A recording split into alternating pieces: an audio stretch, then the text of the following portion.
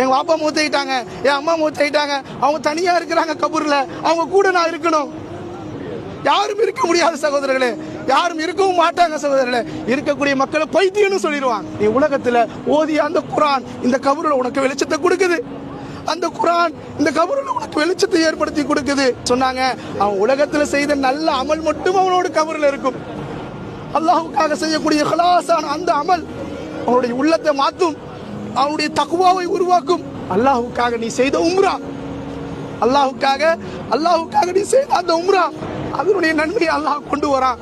எங்க? கபூருக்குழியில கொண்டு வந்து கொடுக்கிறான். இந்தா நீ செய்தத, உன்னுடைய காசு பணம் போயிருச்சு, உன்னுடைய சொந்த பந்தங்கள் போயிருச்சு, எல்லாரும் உன்னை விட்டு பிரிஞ்சு போயிட்டாங்க. ஆனா உலகத்துல நீ அல்லாஹ்வுக்காக செய்த பத்தியா, இஹ்லாஸோடு, ஈமானோடு, தக்வாவோடு, இறை அச்சத்தோடு இந்த அமலை உனக்காக கொண்டு வந்திருக்கிறேன். அல்லாஹ் கொண்டு வந்து கபூருக்குழியில நம்ம இடத்துல கொடுப்போம்.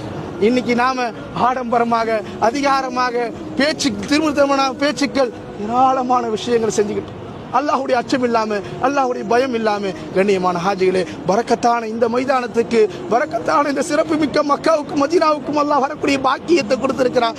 நாம நம்மளை மாற்றிக்கொள்ளணும் ஹாஜிகளை, தக்வா உருவாகணும் ஹாஜி, அல்லாஹ்வுடைய பயம் உருவாகணும் ஹாஜிகளே. அல்லாஹ் தஆலா நல்ல அமல்களை செய்யக்கூடிய தௌஃபீக்கை நம் அனைவர்களுக்கும் அல்லாஹ் நசீபாக்கி தருவானாக.